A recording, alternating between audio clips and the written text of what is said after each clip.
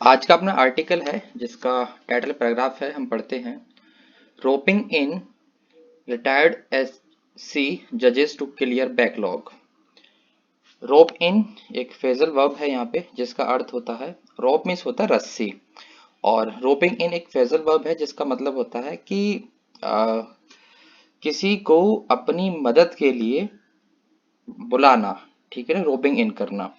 ठीक है। अब जैसे कि सपोज करो, इसे याद करने का तरीका हो सकता है कि आपका कोई दोस्त है, आप किसी ऐसी स्थिति में फंसे हुए हो जहां आपको अपने दोस्त की जरूरत है, तो आप उसे बुलाते हो और वो आने के लिए मना करता है। तो उस कंडीशन में क्या करते हो आप, वो आपका मित्र तो है ही है, तो आप उसे रस्सियों से बांध लेते हो और फिर से खींच के पकड़ लाते हो कि आ भाई जबरदस्ती और मेरी मदद कर।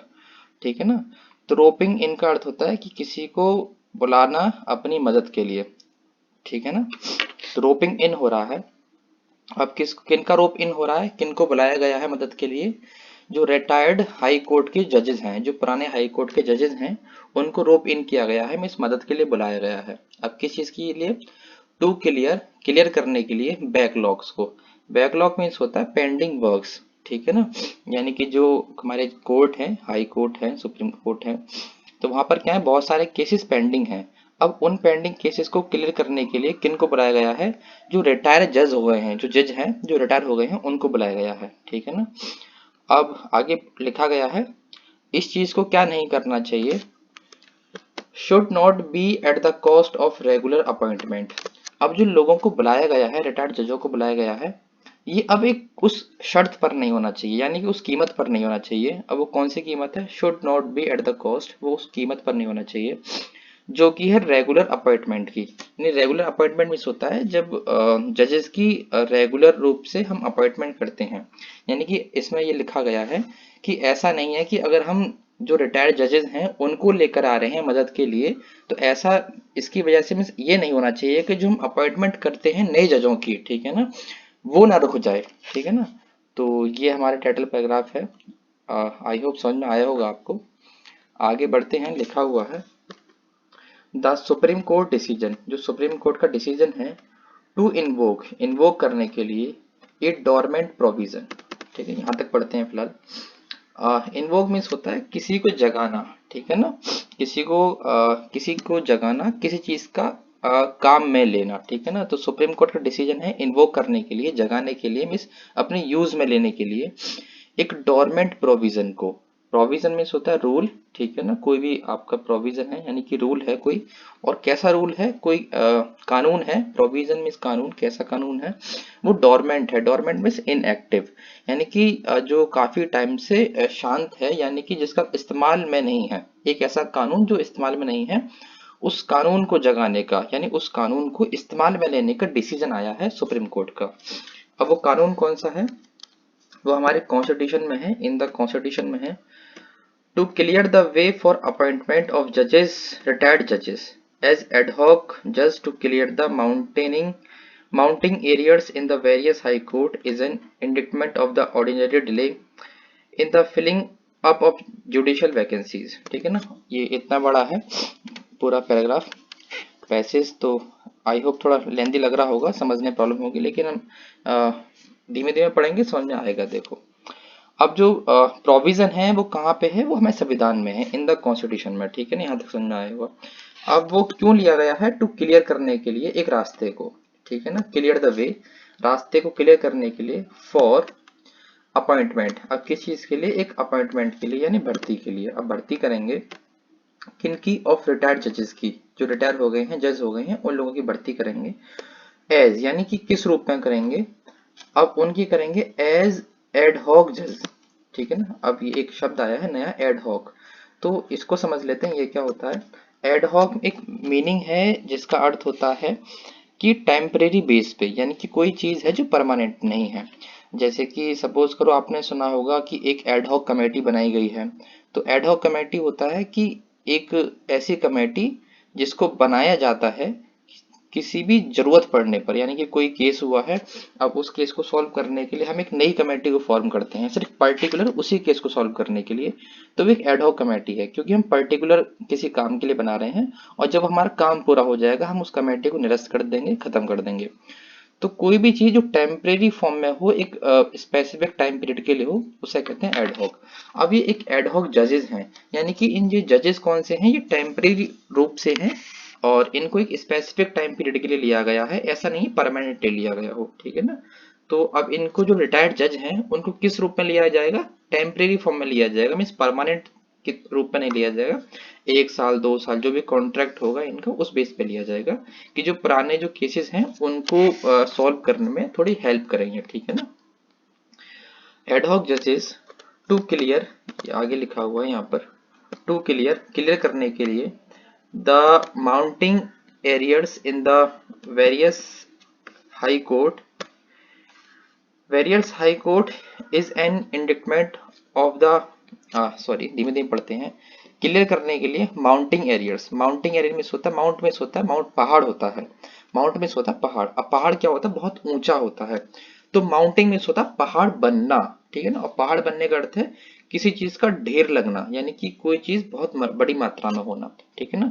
अब क्लियर कर रहे हैं एक माउंटिंग एरियर्स को, एरियर मीन्स होता है वही किसी चीज का बकाया होना, यानी कि बैकलॉग है, आपका पुराना पेंडिंग काम है, और वो काम कौन सा है, जो माउंटिंग हो रहा है, यानी कि गट्ठा बना चला जा रहा है पुराने केसों का, ठीक है ना, बढ़ता चला जा रहा है, मतलब ऐसे केसेस जो बढ़ते चले जा रहे हैं, माउंट होते चले जा रहे हैं, यानी फाइल के ऊपर फाइल रखी जा रही है, उनका पहाड़ बना जा रहा है, ठीक है ना, ऐसे cases in the various high court. और कहाँ पर है, वेरियस हाई कोर्ट में, यानी कि हर स्टेट के अलग अलग जो हाई कोर्ट है वहां पर ऐसे केसेस हैं जो बढ़ रहे हैं। और ये क्या है, एक इज एन इंडिक्टमेंट है, ये एक साफ साफ इंडिक्टमेंट होता है, किसी का ब्लेम करना, यानी कि आरोप सिद्ध होना, ठीक है ना। और ये आरोप सिद्ध है कि हम जो ऐसे जजेस को अपॉइंटमेंट कर रहे हैं, ये एक साफ साफ एक आरोप है।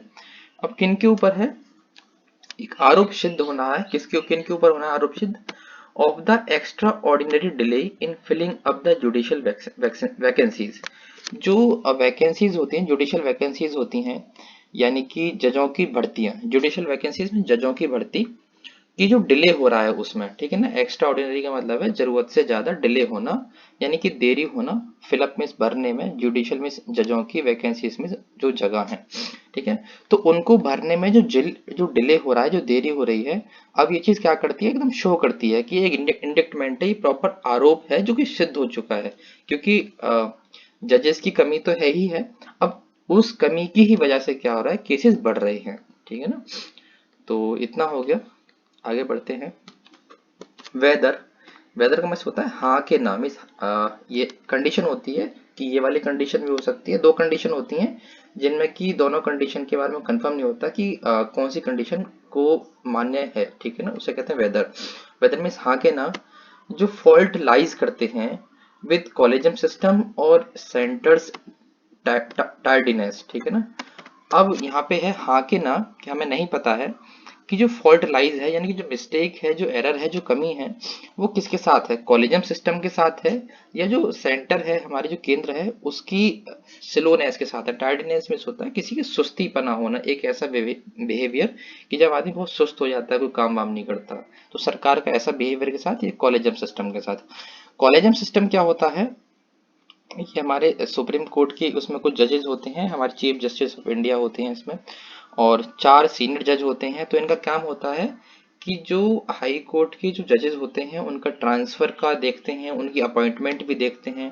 तो कॉलेजियम सिस्टम होता है, ये बेंच होती है, और ये फोरम है, यानी कि मंच है, जो जजों के और वकीलों के ट्रांसफर का और उनके अपॉइंटमेंट का काम देखती है। अब इसमें कहा गया है कि ये कंफर्म नहीं है, ये नहीं पता कि किसकी गलती है, कॉलेजियम सिस्टम की गलती है या जो केंद्र है उसकी जो सुस्तीपन है, जो उसका काम करने का तरीका है, उसकी गलती है, कुछ नहीं पता, ठीक है ना। लेकिन एक बात साफ है, वो ये है कि there is a little doubt, मगर ये एक लिटिल डाउट है, मीन्स इसमें लिटिल का मीन्स होता है ना के बराबर, ठीक है ना। अब ये कॉन्सेप्ट है, कई बार बता भी चुका हूं मैं।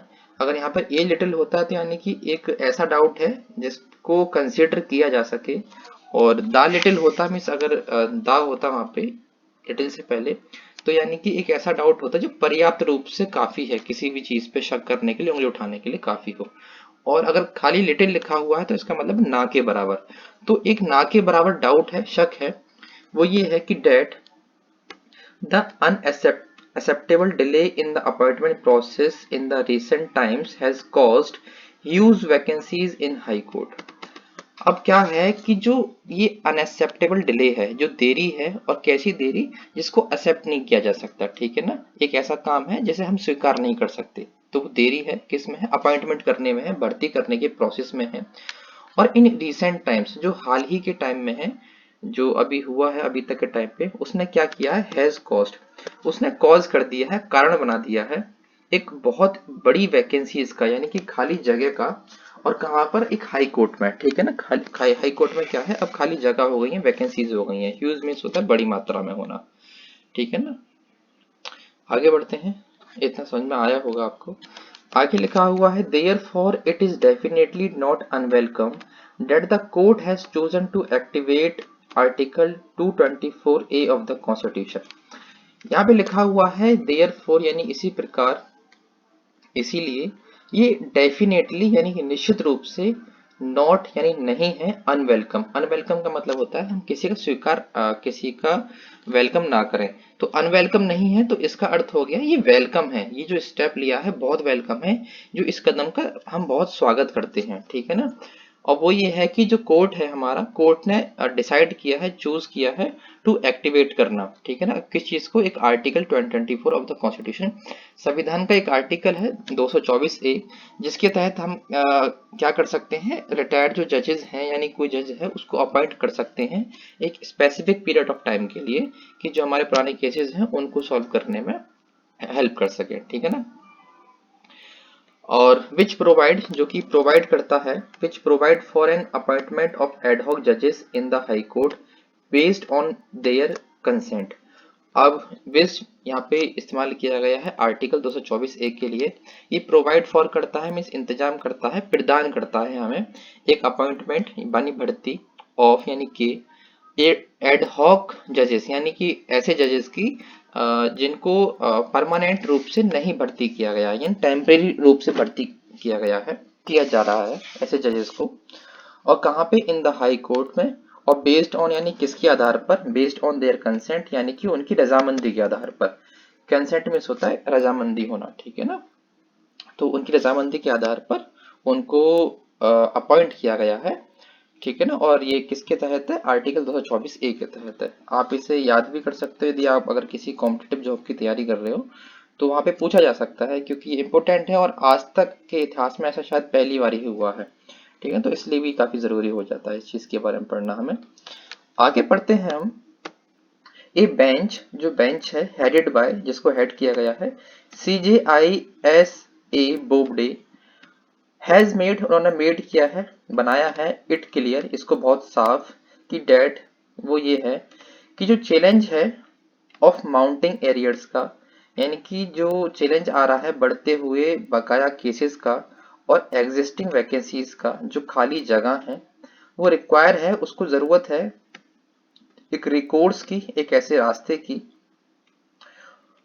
जिसका नाम है टू आर्टिकल 24A, ठीक है ना।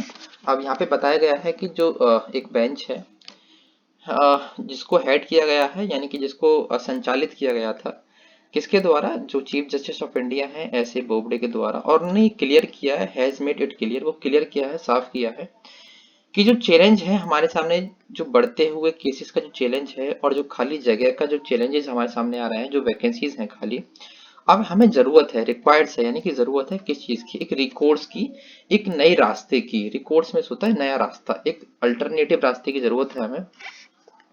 अब वो रास्ता कौन सा है, वो है आर्टिकल 224A का, ठीक है। आगे बढ़ते हैं हम। आगे लिखा हुआ है, जो नंबर है, द नंबर्स, जो आंकड़े हैं, both in respect of pendency of cases and vacancies in high court are quite concerning. जो आंकड़े हैं, जो नंबर हैं, बोथ इन रेस्पेक्ट यानी कि दोनों ही मामलों में। अब कौन से मामले, ऑफ पेंडेंसी ऑफ केसेस, यानी कि जो केसेस हैं उनकी पेंडेंसी में, यानी पेंडेंसी मीन्स होता है कि केसेस का इकट्ठा हो जाना, ठीक है ना, जमा हो जाना। Pendency of cases and vacancies in high court, जो हाई कोर्ट में खाली वैकेंसी हैं, जो खाली भर्तियां हैं, ठीक है ना, जजेस की, वो है आर क्वाइट कंसर्निंग, वो काफी चिंताजनक वाली है। कंसर्निंग में होता है चिंता करने वाली, ठीक है ना। तो ये जो दोनों ही चीज है काफी चिंता करने वाली विषय है दोनों ही। जिसमें क्या है, जो ए बैकलॉग है, बैकलॉग मीन्स होता है ऊपर एक वर्ड आया हुआ एरियर, ठीक है ना। तो उसी का ही सिनोनिम है बैकलॉग। बैकलॉग का भी अर्थ होता है पुराने केसेस जो पेंडिंग पड़े हुए हैं, ठीक है ना।